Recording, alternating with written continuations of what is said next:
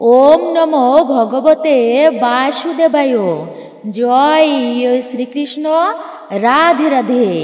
মা লক্ষ্মী বলেন যে ঘরে প্রতিদিন ঝাড়ু লাগানো মহিলারা অনেক সময় অজান্তেই যদি কোনো পাপ করে ফেলেন, আর কোন 3 প্রকারের ঝাড়ু ভুলেও ঘরে রাখা উচিত নয়, নইলে ভয়ঙ্কর দারিদ্র্য ঘরে পা রাখতে পারেন। ঘরে পড়ে থাকা একটা সাধারণ ঝাড়ুও আপনার ভাগ্যকে আকাশে তুলতে পারে, আবার নিচেও ফেলে দিতে পারে। শাস্ত্রে ঝাড়ুকে মা লক্ষ্মীর রূপ বলা হয়েছে। সঠিকভাবে এর ব্যবহার করলে মানুষের জীবনে সমৃদ্ধি আসতে পারে, কিন্তু ঝাড়ু নিয়ে ছোট্ট একটি ভুল হয়ে গেলেই সেই ঝাড়ুই মানুষকে কাঙ্গাল করে দিতে পারে। আমাদের সনাতন ধর্মশাস্ত্রে ঝাড়ু সম্পর্কে অনেক শুভ ও অশুভ নিয়মের কথা বলা হয়েছে। ঝাড়ু নিয়ে কিছু কাজ একদমই করা উচিত নয়, নইলে জীবনে সমস্যা বাড়তে থাকে। ঝাড়ুকে সঠিক দিকে সঠিকভাবে রাখা খুবই জরুরি, কারণ ভুল জায়গায় রাখা ঝাড়ু অলক্ষ্মীকে আকর্ষণ করে, যিনি দরিদ্র আর সংকটের সর্বনাশের প্রতীক। তাহলে আসুন আর দেরি না করে মূল বিষয়ে প্রবেশ করা যাক। আজকের ভিডিওটি খুবই গুরুত্বপূর্ণ হতে চলেছে প্রতিটি সনাতনীদের জন্য।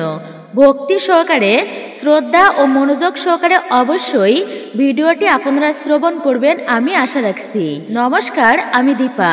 দেশ ও দেশের বাইরে থেকে যে সকল দর্শকেরা এই মুহূর্তে ভিডিওটি অন করেছেন, তাদের প্রত্যেককে সুস্বাগত জানাই রায়কিশোরী দীপা অর্থাৎ সনাতন ধর্মীয় তথ্যমূলক চ্যানেলে। আমি সর্বদাই চেষ্টা করি সনাতন ধর্মের এরকমই সকল গুরুত্বপূর্ণ বিষয়গুলি আপনাদের সামনে উপস্থাপন করতে, শেয়ার করতে। আসুন কিছুক্ষণ সময় প্রত্যেকে একসঙ্গে ধৈর্য ধরে আজকের এই গুরুত্বপূর্ণ বিষয় প্রসঙ্গে আমরা বিস্তারিতভাবে এবং সুন্দরভাবে আমরা জেনে নিই। ভিডিওটি শুরু থেকে শেষ পর্যন্ত ভক্তি, শ্রদ্ধা ও মনোযোগ সহকারে শ্রবণ করে যদি আপনাদের ভালো লেগে থাকে ভিডিওতে একটি লাইক করবেন, আর কমেন্টে অবশ্যই শ্রদ্ধার সহিত, ভক্তির সহিত অবশ্যই জয় মা লক্ষ্মী দেবীর জয় অথবা আপনার ইষ্ট বা আরাধ্য দেবদেবীর নামটি একটি বারের জন্য হলেও লিখে জানাবার জন্য অনুরোধ জানাচ্ছি। আর চ্যানেলে নতুন হলে অবশ্যই চ্যানেলটি সাবস্ক্রাইব করবেন, পাশে থাকার নোটিফিকেশন বেল আইকনটি অবশ্যই অল করে রাখবেন, ভিডিওতে একটি লাইক করবেন, আর অবশ্যই একজন সনাতনী বোনকে আপনারা সাপোর্ট করবেন, আমি আশা রাখছি। ভিডিও থেকে আপনারা নিশ্চয়ই উপকৃত আর সমৃদ্ধ হবেন। আর তাহলে চলুন এইবার শুরু করি আমাদের মূল ভিডিওটি। প্রাচীনকালের কথা। এক শহরে এক অত্যন্ত ধনী শেঠজি ছিলেন। তার ধার্মিক স্ত্রীর সঙ্গেই তিনি বাস করতেন। শেঠজি ভগবান শ্রীবিষ্ণুর এত বড় ভক্ত ছিলেন যে প্রতিদিন ভোরে উঠে প্রথমেই তুলসী মাতাকে জল অর্পণ করতেন, তারপর পূর্ণ ভক্তি নিয়ে পূজা করতেন তিনি। তার স্ত্রীও ঠিক ততটাই সদাচারিণী, বিনয়ী আর ধার্মিক ছিলেন। দুজনের জীবনই অর্থ, সুখ আর সম্মানে ভরা ছিল, কিন্তু একটাই দুঃখ তাদের কষ্ট দিত, সেটা হচ্ছে সন্তানের অভাব। দুজনেই মনে মনে কত মানসিক করেছে, অগণিতবার ভগবানের সামনে মাথা নুয়েছে, ব্রত রাখলেন, পূজা করলেন, আর একদিন তাদের প্রার্থনাও সত্যিই হলো। ঘরে একটি সুন্দর কন্যা সন্তান জন্ম নিল। বাবা মাতার নাম রাখলেন সুনন্দা। জন্ম থেকেই সুনন্দা দুজনের চোখের মণি হয়ে উঠল। বলা হয় শেঠজি সোমবারের ব্রত আর নানা মানসিকের ফলেই তারা এই কন্যাকে পেয়েছিলেন, তাই তারা তাকে চোখের আড়াল করতেন না। তারা তার একটা ছোট্ট ইচ্ছাও অপূর্ণ রাখতেন না। তাকে দেখে মনে হতো যেন দেবরাজ ইন্দ্রের ঘরে জন্ম হয়েছে। অন্যদিকে শেঠের অপার সম্পত্তির একমাত্র উত্তরাধিকারিণী ছিলেন সেই কন্যাই। সময় পার হতে লাগলো, আর সুনন্দা শুক্লপক্ষের চাঁদের মতো নির্মল সৌন্দর্য নিয়ে বড় হতে লাগলো। কিন্তু বাবা মায়ের অতিরিক্ত ভালোবাসা, আদর আর বিনা বাধায় লালন পালন ধীরে ধীরে তাকে নষ্ট করে দিল। তার স্বভাব হয়ে উঠল আলস্যপূর্ণ, চতুর, কপটি, অহংকারী আর গর্বিত। ছোট্ট কথায় অশ্লীল ভাষা প্রয়োগ করত। পরিবারের গুরুজনেরা তো দূর, ঘরের কর্মচারীদের সাথেও অত্যন্ত রুষ্ট ব্যবহার করত। অপমান করতে তাদেরও দ্বিধা হতো না। পরিষ্কার পরিচ্ছন্নতার প্রতি এতই ঘৃণা ছিল যে জীবনে কখনো ঝাড়ু পর্যন্ত স্পর্শ করেনি। সময়ের সঙ্গে সে বাবা মায়ের কাছ থেকেও অযৌক্তিক জিনিস দাবি করতে শুরু করলো। প্রতিটি কথায় যে তার আরও বাড়তে লাগলো। অনেক ধনী, প্রতিষ্ঠিত আর সংস্কারী ঘর থেকে সম্বন্ধ আনালেন। শেঠজির স্ত্রী বুঝতেই পারছিলেন না কোথায় ভুল হয়ে গেল। তাদের মনে হলো বিয়ের পর হয়তো তার বুদ্ধি ফিরবে আর সে নিজেকে সংশোধন করে নেবে। যখন সুনন্দার বয়স 16 বছর, শেঠজি তার জন্য অনেক ধনী, প্রতিষ্ঠিত আর সংস্কারী ঘর থেকে সম্বন্ধ আনালেন। কিন্তু সুনন্দার স্বভাব তো ঝড়ের মতো। সে প্রত্যেক যুবককে অপমান করত, কারোর সঙ্গে উল্টাপাল্টা কথা বলতো, কাউকে নিয়ে আবার উপহাস ও মজা করত। অনেক সময় তো ছাদ থেকে জল ঢেলে পাত্র হয়ে আসা ছেলেদেরকে ভাগিয়েই দিত। তার এই বালক সুলভ কিন্তু অহংকারপূর্ণ আচরণে পুরো শহরে তার আলাদা একটা খ্যাতি হয়ে গেল। লোকে তার সঙ্গে দেখা করা তো দূর, তার বাড়ির সামনে দিয়ে যাবার সময়ও ভয় পেতেন। ফলে শেঠজি ও তার স্ত্রী প্রতিদিন চিন্তা আর দুঃখে ডুবে থাকতেন।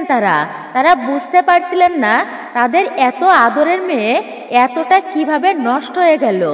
এই ভারী পরিবেশের মধ্যে একদিন এমন একটা সংযোগ হলো যা পুরো পরিবারের দিকই বদলে দিল। একদিন সুনন্দা তার সখীদের সঙ্গে জঙ্গলে ঘুরতে গিয়েছিল।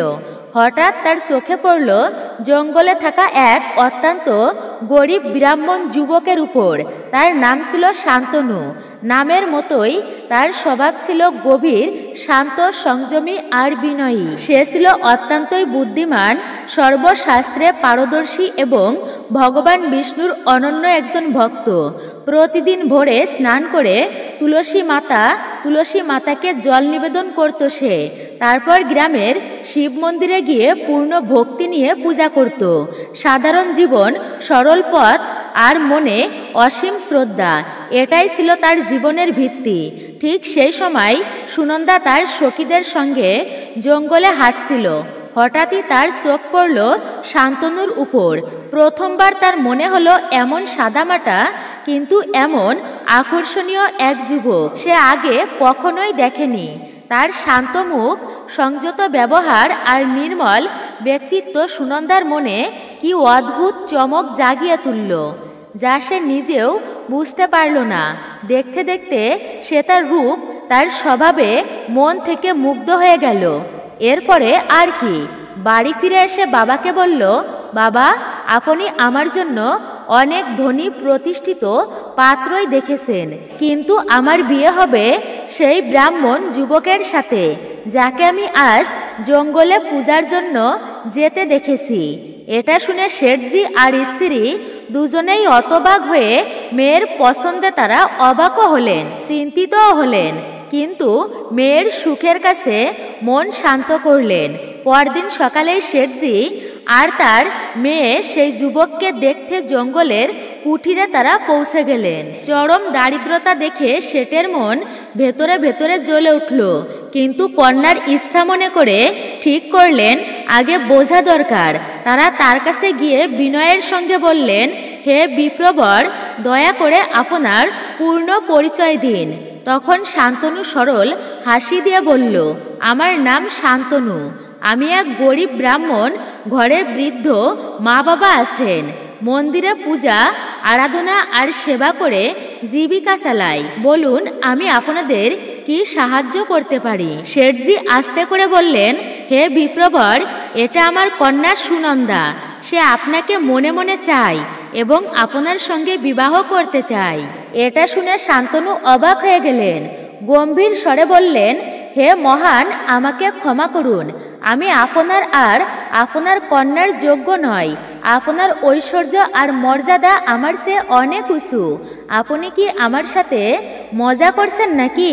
আমি গরিব, আমার কাছে অর্থ নেই, আমি আপনার কন্যাকে সেই সুখ সুবিধা দিতে পারবো না যা সে আজও উপভোগ করছে। তখন শেঠজি শান্তনুকে ভালোবেসে বললেন আর বোঝালেন, চিন্তা করো না বাবা, আমি তোমাদের দুজনকে এত সম্পত্তি দেব যে তোমরা আরামে জীবন কাটাতে পারবে, কোনো দুঃখ কষ্ট আসবে না। শেঠের এই আশ্বাস আর সরল ভাব দেখে শান্তনু শেষমেশ রাজি হয়ে গেলেন। তারপর শুভ মুহূর্ত দেখে সুনন্দার সঙ্গে শান্তনুর বিবাহ খুব ধুমধাম করে সম্পূর্ণ হলো। বিবাহের দিনে যখন সব ধর্মীয় বিধি শেষ হলো তখন সুনন্দার মা তাকে একটা ঝাড়ু দিয়ে বললেন, বেটি, এটাকে যত্ন করে রাখিস, বিয়ের সময় দেওয়া। শাস্ত্রে খুবই শুভ বলা হয় ঝাড়ু বিবাহের সময় দেওয়া, এতে ঘরে সর্বদাই মা লক্ষ্মীর বাস থাকে, এটা সমৃদ্ধি আর সৌভাগ্যের চিহ্ন। কিন্তু সুনন্দা সেই ঝাড়ুকে কোনো গুরুত্ব না দিয়ে একপাশে ছুঁড়ে রাখলো, যেন তার কোনো মূল্যই নেই তার কাছে। সব রীতি শেষ হওয়ার পর সে বিদায় নিল।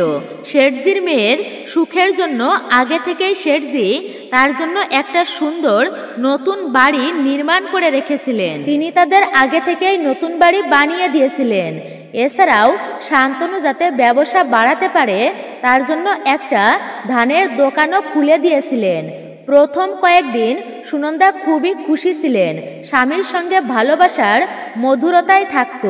কিন্তু এটা বেশি দিন আর চলল না। অতি শীঘ্রই তার আসল স্বভাব বেরিয়ে আসলো। আলস্য আর অহংকার তার মধ্যে আগের মতোই শিকড় গেড়ে বসেছিল। সে ঘরের পরিষ্কার পরিচ্ছন্নতাকে তুচ্ছ মনে করত, কোনো কাজেই হাত দিত না। ধীরে ধীরে ঘর সর্বদাই ময়লায় পূর্ণ থাকলো। খাবার পর বাসন ঘন্টার পর ঘন্টা পড়ে থাকতো। ঘরের কোণে মাকড়সার জাল বুনতে লাগলো। মনে হতো যেন সেখানে কেউই থাকে না। একদিন শান্তনু খুব নম্রভাবে তাকে বোঝালেন, সুনন্দা, একজন পতিব্রতা স্ত্রীর পরিষ্কার পরিচ্ছন্নতার প্রতি ভালোবাসা থাকা উচিত, ঘরের কাজে আনন্দ হওয়া উচিত, কিন্তু তুমি কোনো কাজেই হাত দাও না, এটা কিন্তু ঠিক নয়। এতে সুনন্দা রেগে উঠে বলল, আহা ছাড়ুন তো, আপনিও এসব বকবক করেন। আমি মায়ের ঘরে আজও পর্যন্ত কোনো কাজ করিনি, এখানেও করব না। আপনার যদি মনে হয় আপনার মা বেশি কাজ করছে তাহলে আমি আজই বাবাকে বলে দিচ্ছি 2-4 জন চাকর পাঠিয়ে দিক। আচ্ছা, এসব তো আমারই সম্পত্তি, তাহলে আমাকে কেন কাজ করতে হবে? স্ত্রীর এমন কঠোর আর অপমানজনক কথা শুনে শান্তনু ভেতরে ভেতরে হতবাক হয়ে গেলেন। তিনি তার কাছে বলার মতো আর কোনো কথাই ছিল না, বলার মতো আর কোনো ভাষাই রইল না শান্তনুর। সে কখনোই ভাবেনি তার স্ত্রী এত অহংকার আর কঠোরতায় পূর্ণ হবে। অন্যদিকে শাশুড়িও অনেকবার তাকে বোঝাতেন কিভাবে ঘর সামলাতে হবে, বড়দের সম্মান করতে হয়, ঘরকে কিভাবে পরিষ্কার আর সুখী রাখতে হয়। কিন্তু সুনন্দার উপর কোনো কথারই প্রভাব পড়তো না, সে তেমনই রয়ে গেল। কিছুদিন পর শান্তনু নিজের ছোট্ট ব্যবসা শুরু করলেন, কিন্তু স্ত্রীর অবহেলা, ঘরের ময়লা আবর্জনা আর চিন্তায় পরিবেশ তার ব্যবসার খারাপ প্রভাব ফেলতে লাগলো। এগুলি তার দোকানে কেউ আসতোই না। যদি কেউ কদাচিৎ আসতো, শান্তনুর উদাস মুখ আর ক্লান্ত মন মুখ দেখে চুপচাপ চলে যেত তারা। এভাবে দিন কাটতে লাগলো আর অবস্থাও আরো খারাপ হতে লাগলো। তারপর একদিন এমন হলো যে যখন ব্যবসার কাজে শান্তনুকে অন্য শহরে যেতে হলো, তিনি সূর্য ওঠার আগেই উঠলেন। কাউকে না বলে নিজের জিনিসপত্র গুছিয়ে গরুর গাড়ি নিয়ে চুপচাপ বেরিয়ে পড়লেন। মন ভারী ছিল, কিন্তু দায়িত্ব তাকে এগিয়ে যেতে বাধ্য করল। অন্যদিকে ঘরে সূর্য ওঠার পর শাশুড়ি তার পুরনো ঝাড়ু দিয়ে ঝাড় দিচ্ছিলেন। সেই ঝাড়ুটাই তিনি পুরনো বাড়ি থেকে খুব যত্নে এনেছিলেন। তিনি বিশ্বাস করতেন ঝাড়ুতে মা লক্ষ্মীর বাস, আর যে মহিলা প্রতিদিন ঝাড়ু দেয় তার উপর লক্ষ্মী দেবীর কৃপা বজায় থাকেন। দেবী লক্ষ্মী তার উপর তার কৃপা, বিশেষ কৃপা বজায় রাখেন। কিন্তু ছেলের বউয়ের কঠোর ব্যবহারের জন্য তিনি চুপচাপ নিজের কাজ করে যেতেন। সেদিন হঠাৎ সুনন্দার চোখ পড়ল শাশুড়ির হাতের সেই ঝাড়ুর উপর। তখন তার মনে পড়ল তার বিয়ের সময় তার মা তাকে একটা শুভ চিহ্ন হিসাবে তাকে একটা ঝাড়ু দিয়েছিলেন। সে তৎক্ষণাৎ সেই ঝাড়ু খুঁজে এনে শাশুড়ির হাতে দিয়ে ব্যগ্র করে ব্যগ্রের সুরে বলল, আরে মা, আপনি যেন গরিব থাকার কসম খেয়ে এসেছেন। বাবা এত বড় প্রাসাদের মতো বাড়ি দিয়েছেন, আর আপনি এই ভাঙা পুরনো ঝাড়ু নিয়ে ঘুরছেন।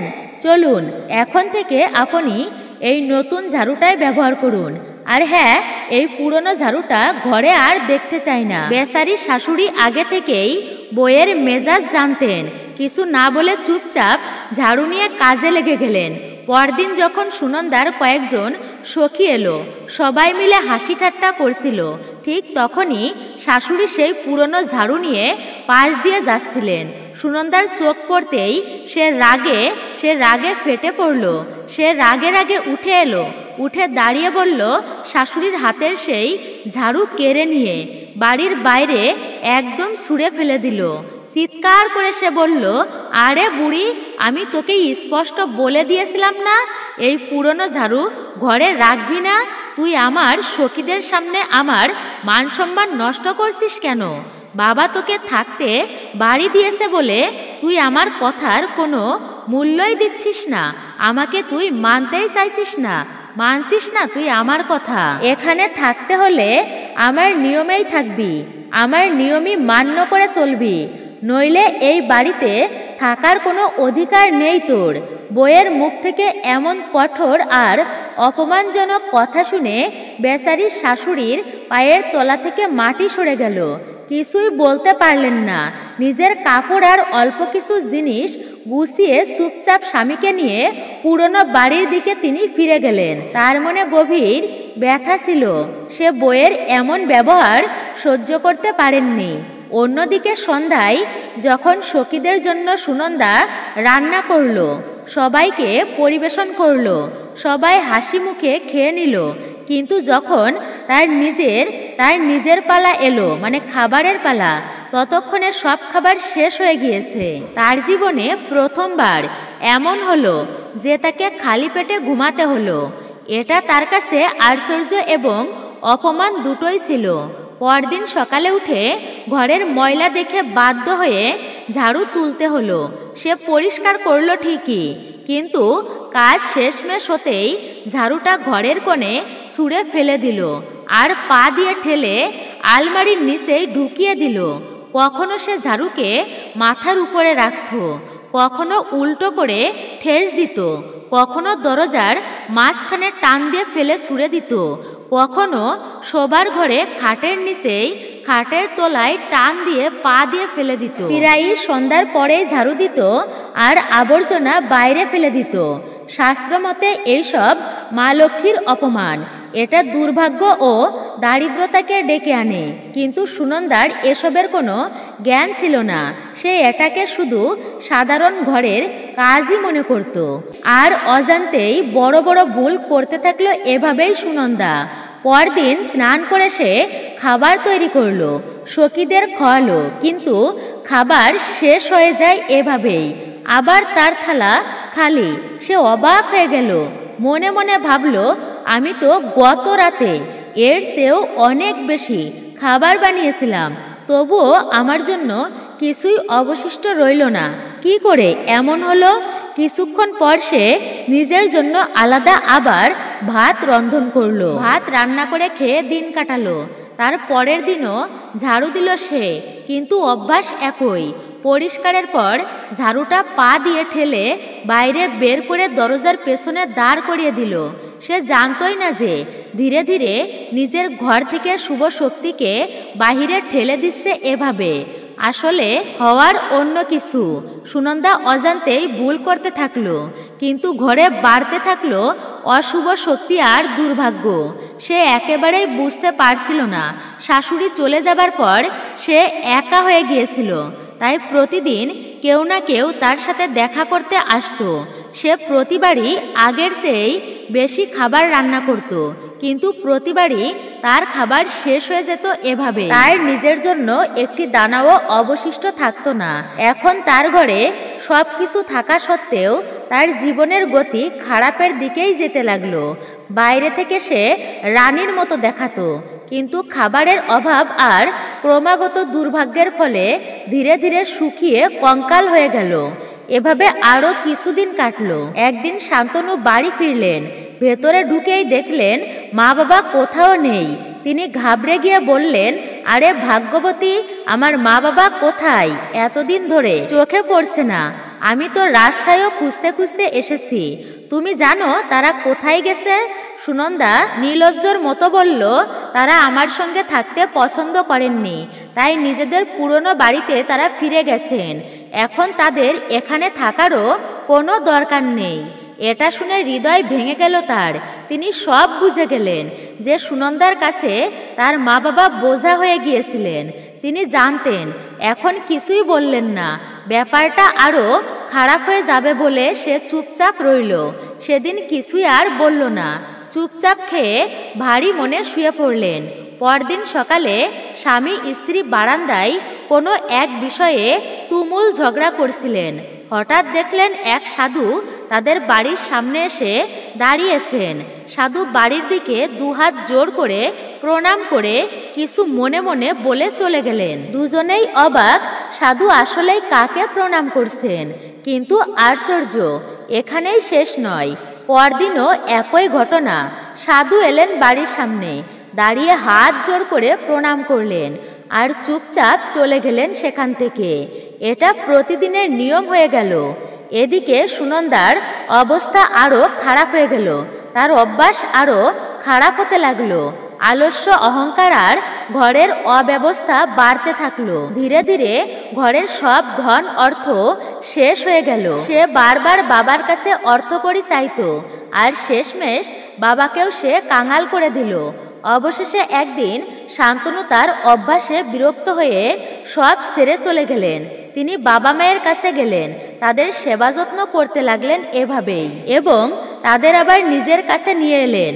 এখন ঘরে শুধু সুনন্দা একা। আপনাদেরকে বলছি ভক্তগণ, সেই সাধু ব্যক্তি কিন্তু কোনো সাধারণ মানুষ ছিলেন না। তিনি সাক্ষাৎ ভগবান শ্রীহরি বিষ্ণু, যিনি সাধুর বেশে পৃথিবীতে এসেছিলেন। কারণ সুনন্দার বাবা মা ছিলেন শ্রী বিষ্ণুর সত্যিকারের একজন ভক্ত। তাই ভক্ত বৎসল প্রভু নিজেই তার সাহায্যের পথ দেখাতে এসেছিলেন। কিন্তু সুনন্দার অবস্থা ছিল একদম বিপরীত। সে এখন পুরোপুরি একা, কিন্তু তার স্বভাব একদমই বদলায়নি। যে অল্প টাকা ছিল তার কাছে, তাও সে বিলাসিতায় উড়িয়ে দিল। তার বাবাও এখন তাকে পরিত্যাগ করলেন।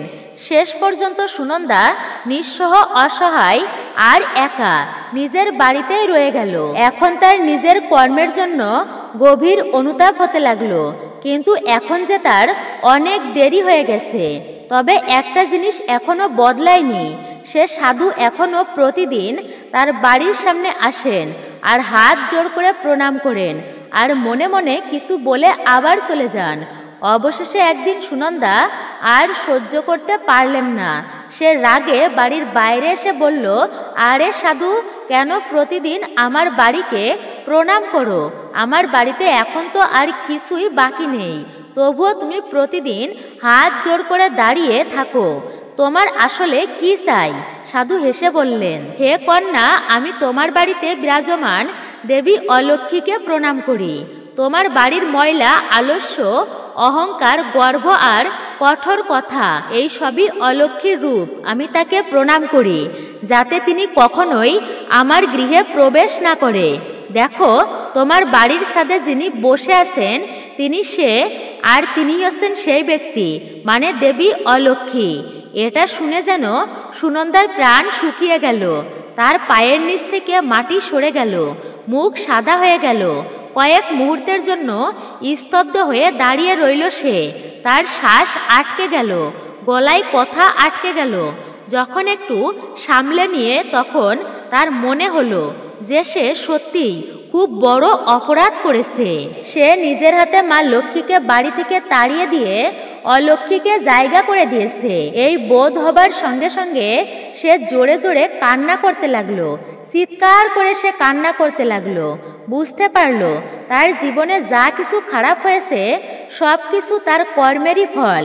সে সাধুর পায়ে ধরে কান্না করতে করতে বলল, হে মহাত্মা, দয়া করুন আমাকে। আমাকে কোনো উপায় বলে দিন, আমাকে এই বিপদ থেকে বের করুন। সুনন্দার চোখে অনুতাপের অশ্রু দেখে সাধু, তিনি আসলেই সাক্ষাৎ যিনি শ্রীহরি ভগবান শ্রীবিষ্ণু। তিনি বললেন, হে কন্যা, যদি তোর মধ্যে সাহস থাকে তবে মন দিয়ে শোন, এসব তোর নিজেরই ভুলের ফল। তুই ঘরে রাখা ঝাড়ুর অপমান করেছিস, অপবিত্র করেছিস, তিরস্কার করেছিস। এই কারণেই দেবী লক্ষ্মী রাগ করে তোর বাড়ি ছেড়ে চলে গেছে। সুনন্দা কান্না করতে করতে বলল, হে স্বামীজি, আমাকে ক্ষমা করুন। আমি আজকের পর থেকে মা লক্ষ্মীর নিত্য পূজা করব। আমার অপরাধের জন্য ক্ষমা চাই আমি, দয়া করে আমাকে পথ দেখান। তখন সাধুরূপে ভগবান বিষ্ণু বললেন, হে কন্যা, ওঠ আর শান্ত হ, আমি তোকে পথ দেখাচ্ছি, কিন্তু এখন থেকে আমার প্রতিটি কথা মন দিয়ে তোকে শুনতে হবে। সুনন্দা 2 হাত জোর করে সাধুর পায়ে পড়ল আর বলল, হে মহারাজ, আমি প্রস্তুত আছি, দয়া করে সঠিক পথ দেখান আমাকে। তখন সাধু বলতে শুরু করলেন, হে কন্যা, ঝাড়ু শুধু ময়লা পরিষ্কারের জিনিসই নয়, এটা তোমার বাড়ির ভাগ্যের দিকও বদলাতে পারে। শাস্ত্রে ঝাড়ুকে মা লক্ষ্মীর প্রতীক বলা হয়েছে।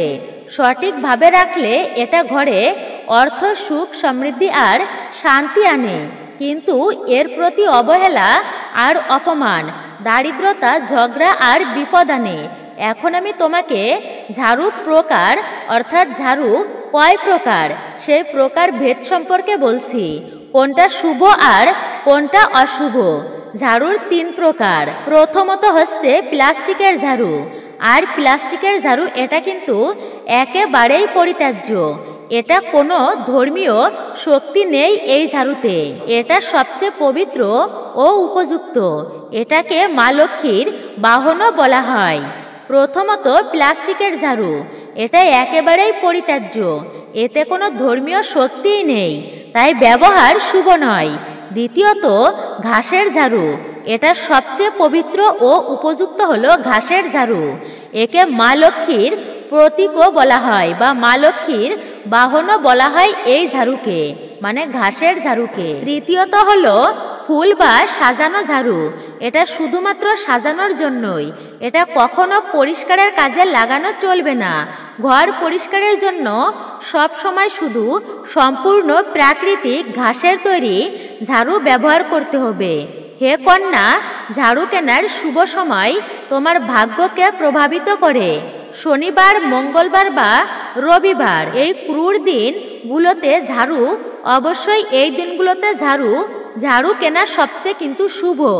আর সোমবার, বুধবার, বৃহস্পতিবার ও শুক্রবার ভুলেও কিন্তু ঝাড়ু কিনবে না।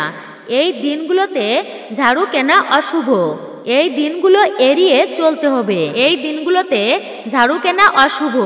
এই দিনগুলো এড়িয়ে চলতে হবে। দীপাবলি, অমাবস্যা, গ্রহণ, পূর্ণিমা এমন তিথিতে ঝাড়ু কিনে ব্যবহার করলে তা ধন সম্পদ বৃদ্ধি পায় বলে মনে করা হয়। এখন শোনো মেয়ে, ঝাড়ু ঘরে রাখার সঠিক দিক কোনটি? ঈশান কোণ। আর এই ঈশান কোণ মানেই উত্তর পূর্ব দিকে ঝাড়ু কখনোই রাখবে না, কারণ এটা পূজার জায়গা।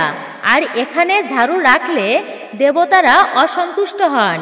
ঘরে ঝাড়ু রাখার জন্য দক্ষিণ পশ্চিম দিক সবচেয়ে ভালো। এটা নেতৃত্বের কোণ আর ঘরের মালিকের উন্নতির সূচক। এই সময় ঝাড়ু দিলে ঘর থেকে দারিদ্রতা, রোগ ব্যাধি, দুঃখ কষ্ট, জ্বালা যন্ত্রণা আর নেগেটিভিটি দূর হয় এবং মা লক্ষ্মী প্রসন্ন হন। দুপুরের সময় সাধারণ, এতে বিশেষ কোনো লাভ হয় না, বরং ক্ষতিও নেই। প্রয়োজন মতে পরিষ্কার করতে পারো, কিন্তু সন্ধ্যা আর সূর্যাস্তের পর ঝাড়ু দেওয়া একেবারেই অশুভ। এই সময় ঝাড়ু দিলে লক্ষ্মী দেবী বাড়ি ছেড়ে চলে যান আর অলক্ষ্মী প্রবেশ করেন, ফলে দরিদ্র আর বিপদ বাড়ে। এটা রাতের দেবতাদের সময়, তাই ঝাড়ু দেওয়া নিষেধ এই সময়ে। তবে কোনো কারণে যদি রাতের বেলা কোনো কারণে যদি ঝাড়ু দিতেই হয়, তবে তা একপাশে রেখে দিও। কোনো কারণে যদি দুধ পড়ে যায় বা কোনো কিছু ভেঙে যায় বা এমন দুর্ঘটনা ঘটে যদি রাতের বেলা, তাহলে ঝাড়ু দিয়ে শুধুমাত্র ময়লা এক জায়গায় জড়ো করে রাখবে। রাতের বেলা কিছুতেই সেই আবর্জনা বাড়ির বাইরে ফেলবে না। সেই কচরা সূর্য ওঠার পরেই বাড়ির বাইরে ফেলতে হবে, কারণ রাতে আবর্জনা বাইরে বের করা মানেই লক্ষ্মী দেবীকে বাড়ি থেকে বিদায় দেওয়ার সংকেত। এতে ধন হানি হয়, অর্থহানি হয়। ঝাড়ুকে কখনো উল্টো করে বা সরিয়ে ছিটিয়ে রাখা যাবে না। ঘরের সবচেয়ে কোণায় ঢেকে রেখে মা লক্ষ্মীর মতোই সম্মান দিয়ে রাখতে হবে। বাইরের লোকের চোখের আড়ালেও রাখবে। হে কন্যা সুনন্দা, এবারে আরো কিছু গুরুত্বপূর্ণ নিয়ম সম্পর্কে শোনো। তোমার মনে নিশ্চয়ই প্রশ্ন এসেছে যে ভাঙা ঝাড়ুকে আবার কি করতে হয়। মনোযোগ সহকারে তা শ্রবণ করো এইবার। ভাঙা ঝাড়ু শুধুমাত্র শনিবারেই বাড়ি থেকে বের করতে হবে, যাতে অপবিত্রতা না সরিয়ে সে নষ্ট হয়ে যায়। এবার ভালো করে বুঝো, ঝাড়ু দেওয়ার সঠিক সময় কোনটা। সকালে বা দিনে ঝাড়ু দেওয়া শুভ, কিন্তু সূর্যাস্তের পর রাত্রিতে বা কেউ বাড়ি থেকে চলে যাবার ঠিক পরক্ষণেই ঝাড়ু দেওয়া কিন্তু অশুভ। বৃহস্পতিবার ঝাড়ু বা পোছা দেয়া থেকেও বিরত থাকবে, কারণ এতে দেবী লক্ষ্মী রাগ করেন। সূর্যাস্তের পর আবর্জনা বাইরে ফেলাও নিষেধ। এটা বিশেষ গোপন উপায় আছে একটা। শুক্রবার, অমাবস্যা, গ্রহণ বা পূর্ণিমার দিন ভোর 4:30টায় কাউকে না জানিয়ে মন্দিরে ঝাড়ু দান করলে, অর্থাৎ ঝাড়ু দিলে বা ঝাড় দিলে বাড়িতেও অত্যন্তই শুভ বলা হয়েছে এই সময়টা বা এই দিনে। এতে লক্ষ্মী দেবীর কৃপা, বিশেষ কৃপা যোগ তৈরি হয়। দরজায় রাতে ঝাড়ু রাখলে নেগেটিভ শক্তি আটকে যায়। সকালে ঝাড়ু দিয়ে সেই ঝাড়ু তুলে লুকিয়ে রাখতে হবে। ঘরদুয়ার মোছার জলে সমুদ্রের লবণ অর্থাৎ সন্দর্ভ লবণ মিশাতে হবে। এতে ঘরের নেগেটিভ শক্তি নষ্ট হয়। এবারে জানবে ঝাড়ু নিয়ে কিছু সাবধানতা সম্পর্কে বলবো। মনে রেখো, প্রথমত ঝাড়ু কখনোই দাঁড় করিয়ে রাখবে না। দ্বিতীয়ত পায়ে ঝাড়ু ঠেকাবে না। ভুলেও যদি পায়ে লেগে যায় অর্থাৎ স্পর্শ যদি হয়ে যায়, তৎক্ষণাৎ ক্ষমা চেয়ে ঝাড়ু পরিষ্কার করে নেবে। তৃতীয়ত ঝাড়ু দিয়ে কোনো প্রাণীকে মারবে না, বিশেষ করে গরু বা ছাগল বা কুকুরকে নয়ই। চতুর্থ, কোনো শুভ কাজে বেরোনোর ঠিক পরে ঝাড়ু দেবে না, এতে দোষ লাগে। এসব শুনে সুনন্দা বলল, হে সাধু মহারাজ, আপনি আমাকে ঝাড়ু সম্পর্কে এত গুরুত্বপূর্ণ নিয়ম বলেছেন, আমি খুবই কৃতজ্ঞ। কিন্তু আমি অনেক দিন ধরে ঠিকমতো খেতে পাচ্ছি না। প্রতিদিন অনেক খাবার বানাই, কিন্তু খেতে বসার সময় সব তা শেষ হয়ে যাচ্ছে। এটা কেন হচ্ছে গুরু মহারাজ? তখন সাধুরূপী ভগবান শ্রীবিষ্ণু মৃদু হেসে বললেন, হে কন্যা, এটাও তোমার নিজেরই ভুলেরই ফল। সব কিছু থাকা সত্ত্বেও তুমি মা সমান শাশুড়িকে খাবার থেকে বঞ্চিত রেখেছো, আর দরিদ্রতা অর্থাৎ গরিবদের নিয়ে তুমি মজা করেছো, আর শেষে বাড়ি থেকে তাকে তাড়িয়ে দিয়েছো। তার দরিদ্রতা নিয়ে তুমি খুবই মজা করেছো। এই কারণে দেবী অন্নপূর্ণা রাগ করে তোমার গৃহ ছেড়ে চলে গিয়েছে। তুমি কখনো কোনো ভিখারি বা দরিদ্রকে দান করনি, কাউকে সাহায্য করনি। সব তোমার কাছে ছিল, তবুও শুধু বিলাসিতা বেছে নিয়েছো, আর অন্যের খিদে, কষ্ট ও প্রয়োজনকে কখনো গুরুত্ব দাওনি। তখন সুনন্দা হাত জোর করে কান্না করতে করতে বলল, হে সাধুজি মহারাজ, দয়া করে আমাকে এই দোষ থেকে মুক্ত করুন, আমাকে পথ দেখান। মহারাজ বললেন, হে কন্যা, প্রতিদিন খাবার প্রস্তুত করার আগে মা অন্নপূর্ণাকে আহ্বান করবে। মা অন্নপূর্ণাকে আহ্বান করবে, তারপরেই তুমি খাবার প্রস্তুত করবে। তারপর পূজা, স্মরণ এবং ভোগ দেবে। সাধু মহারাজ বললেন, হে কন্যা, প্রতিদিন খাবার প্রস্তুত করার আগে মা অন্নপূর্ণাকে আবাহন করবে, তার পূজা, স্মরণ আর ভোগ দেবে। আজ পর্যন্ত তুমি এসবের কিছুই করনি, তাই তার আশীর্বাদ থেকে তুমি বঞ্চিত হয়েছো এভাবেই। সুনন্দা বিনয়ের সাথে জিজ্ঞাসা করলেন, হে মহারাজ, দয়া করে বিস্তারিত বলুন, যাতে ভবিষ্যতে আর কখনো এমন ভুল না করি। সাধুজি মহারাজ বললেন, হে কন্যা, মন দিয়ে শোনো তবে। দেবী অন্নপূর্ণাই এই জগতে পালন পোষণ করে, তাই যখনই রান্না করতে যাবে তার আরাধনা অবশ্যই করবে। যে গৃহস্থ বাড়িতে প্রতিদিন মা অন্নপূর্ণার স্মরণ করেন তাদের ঘরে কখনোই অন্ন আর সুখের অভাব হয় না। প্রতিদিন আটা মাখার সময় ডান হাতের তালু দিয়ে আটার উপর দেবী অন্নপূর্ণার ছবি আঁকবে। তারপর বিনয়ের সঙ্গে এই মন্ত্র জপ করবে। ওম অন্নপূর্ণায় সদাপূর্ণ শঙ্করে প্রাণবল্লভে জ্ঞান বৈরাগ্য সিদ্ধিরথম ভিক্ষাং দেহি পার্বতী। অর্থাৎ হে অন্নপূর্ণা দেবী, আপনি সদাপূর্ণা ভগবান শঙ্করের প্রাণপ্রিয়া, আমাদের জ্ঞান বৈরাগ্য বা সিদ্ধি দান করুন আর ভিক্ষা দিন। আজ আমাদের হাতের রান্না থেকে সবার পেট পূর্ণ হয়ে যাক। সোমবার আর শুক্রবার মা অন্নপূর্ণার স্মরণ করা বিশেষ ফলদায়ক। আর প্রতিদিনের রান্নার সময়ে একটা রুটি বা অল্প অন্ন গরু, কুকুর, কাক আর দরিদ্রদের জন্য আলাদা রেখে দেবে। রান্নাঘরের পরিষ্কার পরিচ্ছন্নতার দিকে বিশেষ খেয়াল রাখবে। এতে লক্ষ্মী আর অন্নপূর্ণা দেবী দুজনেই বাস হয় সেখানে। তারপর মহারাজ বললেন, হে কন্যা, এবারে যাও, তোমার স্বামী আর শ্বশুর শাশুড়ির পায়ে ধরে ক্ষমা চাও।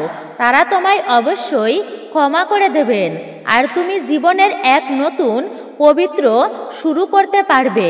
সুনন্দা বারবার সাধুকে প্রণাম করে সেখান থেকে স্বামীর পুরনো বাড়ির দিকে রওনা দিল। পৌঁছে বলল, স্বামী, আমাকে ক্ষমা করে দিন, এসব আমারই ভুলেরই ফল। আর শাশুড়ি তার মমতা ভরা চোখ দেখে তাদের মনে দয়া হলো আর বলল, হে মা, আমরা তোকে ক্ষমা করেছি, আজ থেকে আমরা সবাই মিলে থাকব। তারপর শান্তনুকে বললেন, পুত্র, এসো, তোমার স্ত্রীর হাত ধরো আর তাকে ক্ষমা করে দাও। এই বেচারি মায়ের নিজের কর্মের জন্য সত্যিকারের অনুতাপ হয়েছে। সংসারের সবচেয়ে বড় প্রায়শ্চিত্ত হলো সত্যিকারের পশ্চাতাপ। এভাবে সবাই একসাথে নিজেদের বাড়িতে ফিরে এলো। সুনন্দা যেই বাড়িতে পা রাখলো প্রথমেই ঝাড়ুর পূজা করলো। হলুদ কুমকুম লাগিয়ে পূর্ণ সম্মানের সাথে তাকে গ্রহণ করলো। তারপর রান্নাঘরে গিয়ে সাধু ব্যক্তির বলা নিয়মে মা অন্নপূর্ণার বিধিমতো পূজা অর্চনা করলো। পূর্ণ শ্রদ্ধায় খাবার প্রস্তুত করলো। সবাই মিলে সেই খাবারে আনন্দ গ্রহণ করলো। আশ্চর্যের ব্যাপার, অনেক দিন পর প্রথমবার সুনন্দা পেট ভরে খেতে পেল। সেই মুহূর্তে তার বুকে এক গভীর অনুভূতি হলো যে সে জীবনে কত বড় ভুল করেছে। এবার তার ভেতরে নতুন চেতনা জাগ্রত হলো। সে পতিব্রতা, সংযমী আর ঘরের কাজে দক্ষ নারী হয়ে উঠল। প্রতিদিন তুলসী মাকে জল দিত, পূজা করত, সঠিক সময়ে ঘর পরিষ্কার করত, ঝাড়ু দিত। তার মন থেকে অহংকার মুছে গেল। বিনয়ের জন্ম হলো তার মনে। মূলত এই গল্প থেকে আমরা শিক্ষা পেলাম এই যে, ঘরে ময়লা আবর্জনা, আলস্য, কঠোর কথা এবং অহংকার থাকলে দেবী অলক্ষ্মীর প্রবেশ ঘটে। সেই গৃহ থেকে লক্ষ্মী বিদায় নেন। যেখানে অলক্ষ্মীর প্রবেশ ঘটে জীবনে দুঃখ, দারিদ্রতা, দুর্দশা আর কষ্ট বৃদ্ধি পায়। তাই সবসময় আমাদের পরিষ্কার পরিচ্ছন্ন থাকতে হবে, মধুর ভাষা প্রয়োগ করতে হবে আর বিনয়ী হতে হবে, যাতে ঘরে মা লক্ষ্মী দেবী আর মা অন্নপূর্ণার চিরস্থায়ী বাস থাকে। হরে কৃষ্ণ কৃষ্ণ কৃষ্ণ হরে হরে, হরে রাম রাম রাম হরে হরে। জয় শ্রীকৃষ্ণ, রাধে রাধে। জয় মা লক্ষ্মী দেবীর জয়। মূলত এটাই ছিল আমাদের আজকের ভিডিওটি আপনার কাছে কেমন লেগেছে মূল্যবান মতামত জানাতে একদমই ভুলবেন না। চ্যানেলে নতুন হলে অবশ্যই চ্যানেলটি সাবস্ক্রাইব করবেন। পাশে থাকার নোটিফিকেশন বেল আইকনটি অবশ্যই অল করে দিবেন। আশা করছি আপনারা এই ভিডিও থেকে একটুকু হলেও উপকৃত এবং সমৃদ্ধ হয়েছেন। অবশ্যই চ্যানেলটি সাবস্ক্রাইব করে রাখবেন এবং একজন সনাতনী বোনকে আপনারা সাপোর্ট করবেন আমি আশা রাখছি। সকলে ভালো থাকুন, সুস্থ থাকুন, পরম করুণাময় ঈশ্বরের অশেষ কৃপায়। আবারও আপনাদের সাথে কথা হবে নতুন কোনো ভিডিওর প্রসঙ্গে। নতুন পুরাতন সকলকেই অসংখ্য ধন্যবাদ। আমাদের চ্যানেলের সাথে অবশ্যই যুক্ত থাকবেন।